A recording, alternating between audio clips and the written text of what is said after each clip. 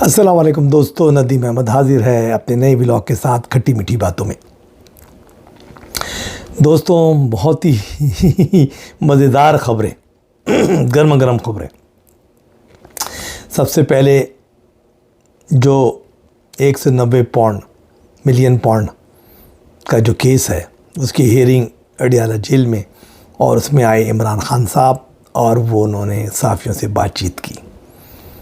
उन्होंने क्या कहा और क्या इस मुल्क के बारे में पेशिंग गोई की, ये हम आगे चल के बताएंगे। दूसरे नंबर पे जनाब गंडापुर का ठंडा रूप है, गंडापुर का ठंडा रूप जी, उसके बारे में भी आपसे बात करेंगे। फिर जो अडियाला जेल और दूसरी के कैदियों पे, हवालातियों पर पाबंदी लगाई गई थी बशमूल इमरान खान साहब, मुलाकातों पर और पब्लिक गैदरिंग पर, उस पर बहुत बड़ी बैकलैश आया है और गवर्नमेंट पसपाई इख्तियार कर रही है, तो ये भी हम आपसे बात करेंगे। इसके बाद IMF का वफ़द पहुंच गया है और मोहम्मद औरंगज़ेब वज़ीर ख़ज़ाना जो हैं काफ़ी पुरुमीद नज़र आते हैं आगे के लिए। वो आगे के लिए वो क्या सोच रहे हैं उसके बारे में बात करेंगे। बाद में छोटी छोटी ख़बरें हैं, उसका भी तज़किरा होगा। एक ख़बर ये भी है कि मुस्तफ़ा कमाल MQM पाकिस्तान के क्यों वज़ीर न बने और खालिद मकबूल सिद्दीकी कैसे बन गए, अंदर की कहानी। जी जनाब, तो सबसे पहले मैं आप लोगों से दरख्वास्त करूंगा कि जनाब मेरे इस चैनल को आप सब्सक्राइब करें, इसको आप बेल के बटन को क्लिक करें और ताकि नोटिफिकेशन आपको मिल सके। इसके बाद अपना अगर पसंद आता है तो लाइक करें, कमेंट ज़रूर दें, पसंद नहीं आता तब भी कमेंट्स दें ताकि हम अपने आप को इम्प्रूव कर सकें। सवालात ज़रूर भेजें, और सबसे बड़ी बात ये कि इसको शेयर करें अपने दोस्तों से, अपने अहबाब से, अपने रिश्तेदारों से, मिलने वालों से, जहाँ तक भी आप हो सके प्लीज़ इसको जो है मेरे इस व्लॉग को और इस चैनल को खट्टी मीठी बातों को जनाब आप शेयर करें। तो चलते हैं 1 बाय 1। सबसे पहले जनाब इमरान खान साहब, जी हाँ, आज हियरिंग थी अडियाला जेल के अंदर। वो 190 मिलियन पाउंड का जो वो है केस चल रहा है, तो उसके अंदर वो इमरान खान साहब आए थे, वहाँ उनकी बात हुई और सहाफ़ियों से उन्होंने जो बातें की, सबसे अहम बात पहले तो उन्होंने कहा कि इदारे अपनी साख को बैठे हैं, उनकी साख को मजरू किया जा रहा है, हर तरफ झूठ है,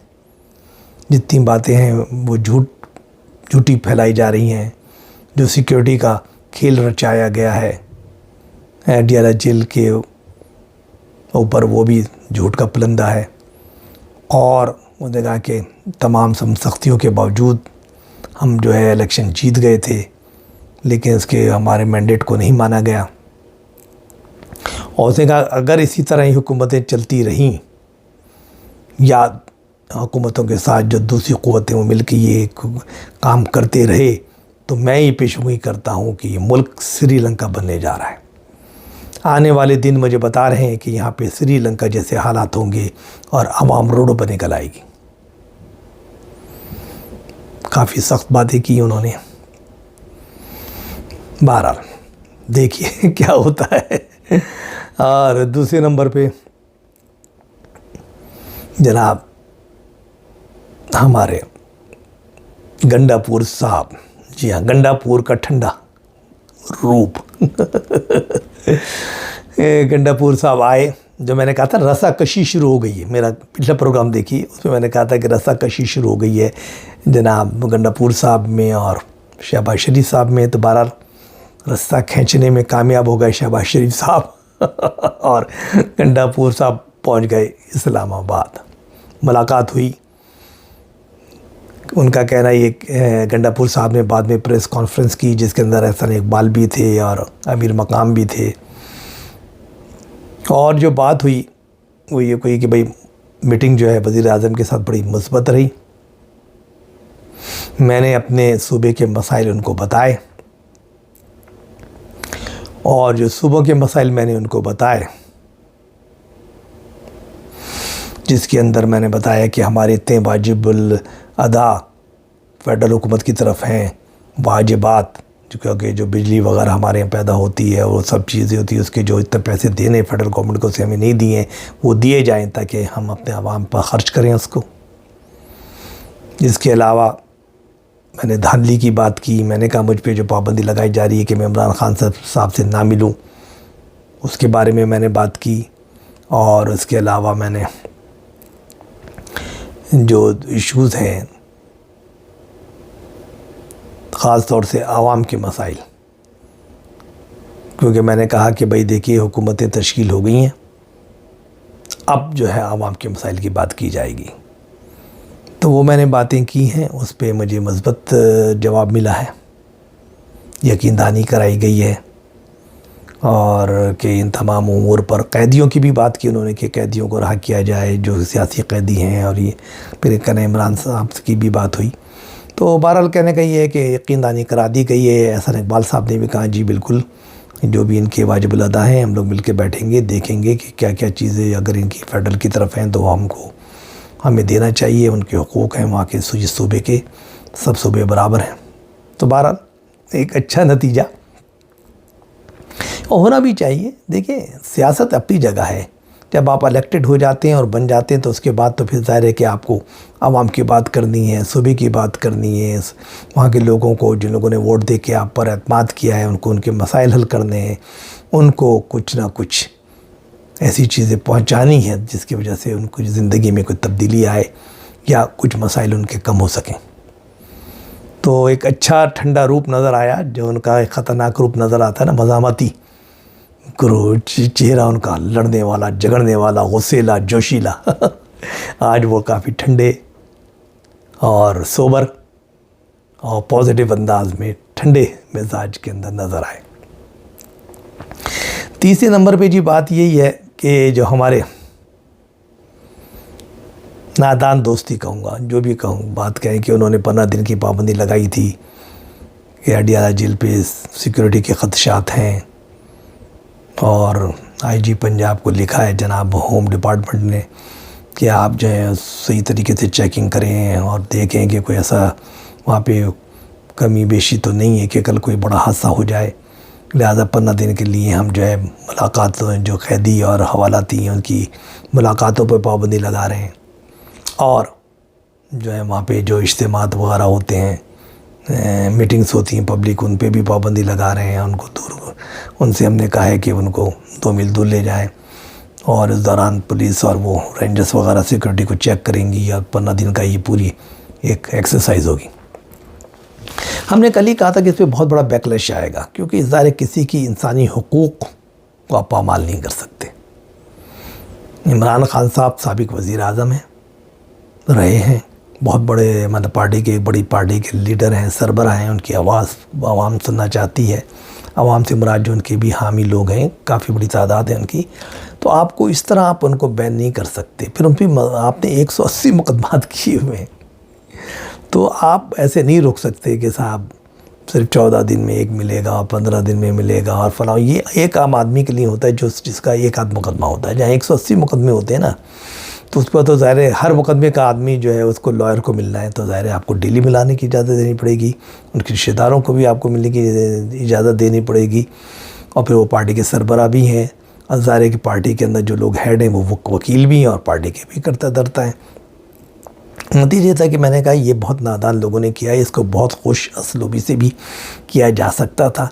लेकिन लोग कहते हैं ना कि ये हमारे जो दोस्त हैं ना, ये पता नहीं पहले करो, लोग एक जो कहते हैं ना कि सोचो फिर करो, और ये कहते हैं पहले करो बाद में सोचो, अब यू टर्न ले लो पता नहीं हमारी सियासत में यू टर्न क्यों है, अल्लाह जाने। तो बहरहाल बहुत बड़ा बैकलैश आया علی گور صاحب کو سارے کورٹ نے پرمیشن دی تھی، وہ گئے، ملاقات کی، پھر ہیئرنگ بھی تھی، اس پہ بھی جو تھی 190 ملین پاؤنڈس والی یہ کیس کا، تو اس میں بھی لوگ وکلا کو جانا تھا، اور صحافیوں کو بھی جو اس کے ساتھ اجازت ہوتی ہے، کچھ مخصوص صحافیوں کو جو پرمیشن دی گئی ہے وہ بھی اندر گئے۔ پھر اس کے بعد اسلام آباد ہائی کورٹ میں جناب عامر فاروق صاحب نے بہت سخت ناراضگی کا اظہار کیا کہ بھائی ہماری پرمیشن کے باوجود کیوں روکا جا رہا ہے، سخت ترین اس طرح دوسری عدالتوں میں بھی اس کو چیلنج کیا گیا، وہاں بھی سخت ترین احتجاج ہوا، مطلب احتجاج سے مطلب ججز نے سخت ریمارکس دیے۔ اور اس کے بعد پھر وہ جو ہمارے وحدت المسلمین کے تھے انہوں نے بھی کہا مجھے ملنے نہیں دیے گیا، تو ایک عدالت میں تو وہاں کے ججز نے بھی کہا کہ بھئی یہ تو توہین عدالت ہو گئی، ہم نے تو پرمیشن دی تھی، یہ کیا کیا آپ نے؟ تو ایک عجیب افراتفری مچ گئی، اور یہ ہونا تھا۔ انسانی حقوق کو پامال نہ کیجیے، جس کا جو رائٹس ہے اس کو دیجیے۔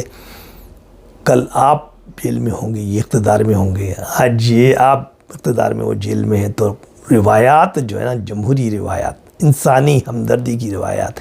آئین کی روایات، آئینی تقاضوں کو پورا کیجیے، خدا کے لیے ہوش کے ناخن لیجیے۔ تو بہرحال کافی بڑی گھسائی بھی ہو رہی ہے، پسپائی بھی ہو رہی ہے، لیکن اس میں کیا کریں کہ ہمارے وہ ایک آتا محمد طاہر ہیں، ان کو جناب فیڈرل وزیر اطلاعات و نشریات کا بنا دیا گیا ہے وزیر۔ وہ اپنی بات کی بولیاں بولتے ہیں، ان کو نہ جسٹیفیکیشن کرنی آتی ہے نہ کچھ آتا ہے، وہ آگے لمبی چوڑی پریس کانفرنس کر رہے ہیں، یہ کر رہے ہیں، وہ کر رہے ہیں کہ یہ ہے وہ ہے، جیل مینول یہ کہتا ہے، عمران خان کو تو بہت بڑی فیسلٹیز دی ہیں ہم نے، ان کے لیے ایکسٹرا یہ دیا ہے، ایکسرسائز مشینیں دی ہیں، دوڑنے کی جگہ دی ہے، ایکسٹرا کمرہ دیا ہے، فلاں دی، بھائی دیا ہے نا، کوئی بات نہیں، تو یار اب اس کو کیا کرو گے؟ لیکن اب اس کے بعد جب تم نے دیا، دل بڑا کیا، تو اس کے بعد کو بڑا ہی رکھو نا بھائی، اچھائی کو اچھائی رکھو نا، برائی کر کے اچھائی بھی ختم ہو جاتی ہے۔ پھر بھی تو کی بات کے صاحب جو ہے وہ جو ہمیں اسپیشل وہ ملا ہوا ہے کہتے ہیں یورپ سے، جس کی وجہ سے جی ایس ایف کا پلس اسٹیٹس ہمیں ملا ہوا ہے، جس کی وجہ سے ہمیں جو ہے نا ہماری ایکسپورٹ بہت زیادہ ہو رہی ہیں، یہ ہو رہا ہے، اور یہ اس کو ختم کرنا چاہتے ہیں، اور نگیٹو تھنگ، یار بکواس باتیں، پتہ نہیں کس کا ایک کلپ لیا ہے کسی اکاؤنٹ کا، ایکس اکاؤنٹ کا، اور اس کو دکھانے لگے کہ صاحب یہ دیکھو، یہ پی ٹی آئی والوں نے کہا کہ یہ جو اب دکھا رہے ہیں جو اس پہ یہ لکھا جا رہا ہے، تو یہ تو ہمارا آفیشیل اکاؤنٹ تو نہیں ہے، ہم نے تو یہ بیان دیا ہی نہیں ہے۔ تو بہرحال عطا صاحب جب خیر ان کی ذمہ داری ہے، ان کو یہی بولا گیا ہے کہ بولتے رہو کچھ نہ کچھ تو بولتے رہو۔ تو بول رہے ہیں جناب۔ اب اس سے آگے کی خبریں کیا ہیں؟ بہت ساری خبریں ہیں، لیکن ایک سب سے بڑی اہم خبر یہ ہے کہ آئی ایم ایف کا وفد آ رہا ہے، یا آ چکا ہوگا، آنے والا تھا آج کے دن، تو اس میں تو خیر یہی ہوگا جو بیلنس باقی ہے ان کا 1.8 بلین والا، لیکن اس کے بعد جو ہے نا یہ کہہ رہے ہیں جناب جو محمد اورنگزیب جو ان کو بنایا گیا نیا وزیر خزانہ،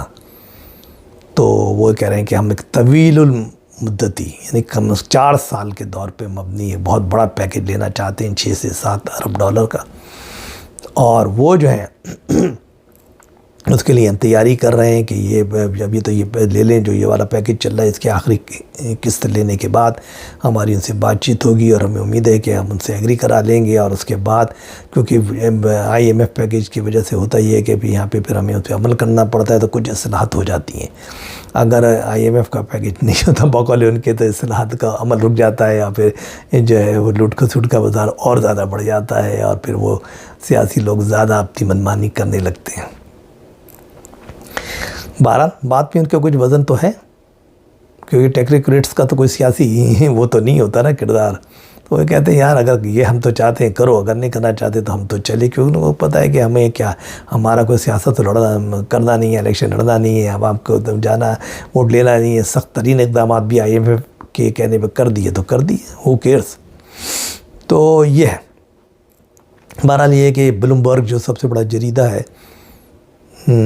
امریکہ کا، اس نے اس کی بڑی تعریف کی ہے کہ بھئی اچھے آدمی بنایا گیا، انہوں نے سمجھدار ہیں، کافی دسترس رکھتے ہیں اقتصادی امور پہ، تو پاکستان اب بہتر راہ پہ چلے گا۔ چلو اللہ تعالیٰ بہتری فرمائے،